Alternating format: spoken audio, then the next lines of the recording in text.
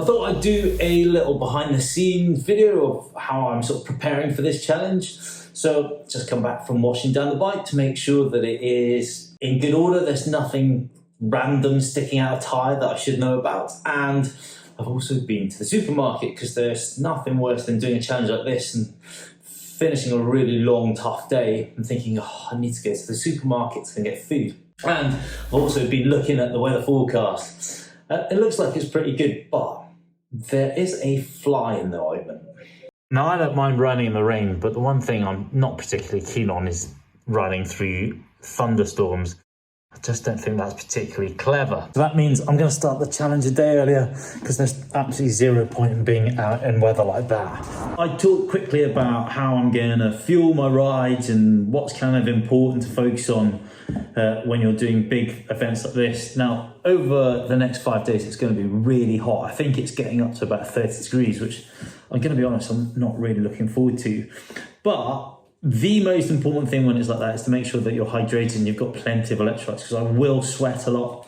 And bear in mind, I'm going to be stopping at petrol stations as and when I feel like it. Any co-ops that I come across, if I need more water, I'll just take it on board, because there are certain sections of the rides that I will be in the middle of nowhere and I don't want to be running out of fluid. But on top of that, I need to make sure I've got electrolytes. Now, I did a couple of sportives once and sponsored by High Five, and they gave us these nifty little packages, and what I did was I've kept them for events like this because these are tiny and they fit in your back pocket, whereas I don't really want to be carrying a really tall canister of electrolytes. So that's perfect for that, and I've got electrolytes in it. Probably going to take 3 or 4 of these small bars because they're quite high in energy, they're easy to transport. I don't want to be held down or feeling bulky on the ride. This is kind of important. I'm taking some wet wipes with me. I'm hoping I won't have to use these, but there is nothing worse than if you're caught short in the middle of nowhere and you need to go.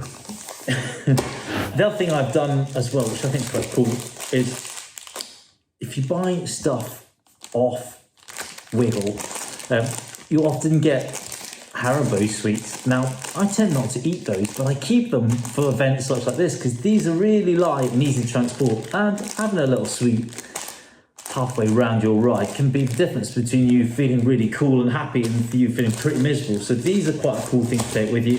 I also went to the petrol station because, and why have I gone to the petrol station? I went out and got myself some flapjacks. Now these are very high in calories and they're super cheap. So they're definitely coming with me because there'll be a point where I think I need to eat something that's a bit more substantial than one of these. And the reason why I'm not taking all my bars in these is they're quite heavy, and I think I can get round on what I've got. I went and got some more chamois cream from Muck Off. I'm not sponsored by Muck Off, by the way, but I just like their products, especially the chamois cream. It's always served me really well.